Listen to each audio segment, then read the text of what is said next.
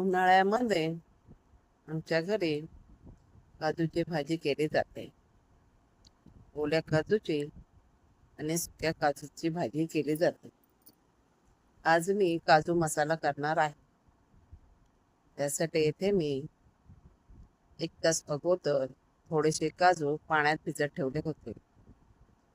तेही मिक्सरला लावून घेणार आहे. आणि त्याच मिक्सरच्या भांड्यामध्ये 2 मीडियम आकाराचे टोमॅटो, थोडंसं आलं, 5 लसूण आणि थोडीशी कोथिंबीरही फिरवून घेणार आहे. आता कढईमध्ये 2 चमच तेल टाकून घेतलं आहे.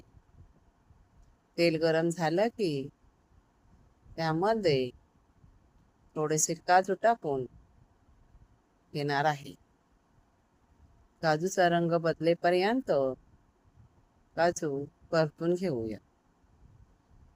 काजूचा रंग बदलला की काजू काढून घेऊया. आणि आता त्याच तेलामध्ये थोडंसं जिरं टाकून घेणार आहे. जिरं शिजलं की त्यामध्ये 2 मोठ्या आकाराचे कांदेही टाकून घेणार आहे. कांद्याचा रंग बदलला की त्यामध्ये घरचा गोडा मसाला टाकून 2-3 मिनिटे परतून घेऊया. आता त्यामध्येच धने पावडर हे टाकून परतून घेऊया. सगळे मसाले टाकल्यावर 1-2 मिनिटे परतून घेऊया. आता चवीनुसार मीठ आणि थोडीशी हळद टाकून घेणार आहे.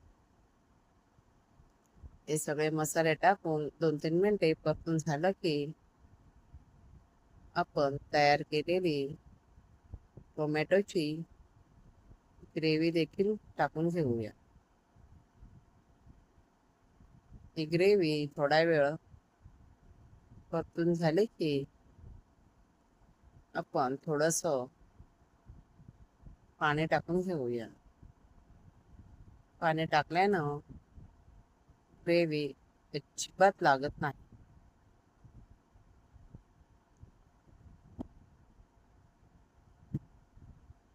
या भाजीला मसाले जास्त लागत नाहीत, तरी पण भाजी खूप छान होते.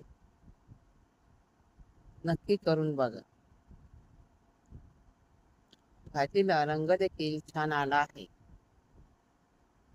आता आपण या भाजीमध्ये वरून थोडीशी कस्तुरी मेथी टाकून घेणार आहे.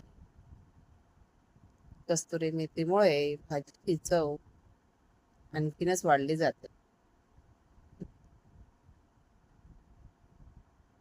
हे परतून घेऊया. हे सगळं परतून झालं की आपण तयार केलेली काजूची पेस्ट ही टाकून घेणार आहे.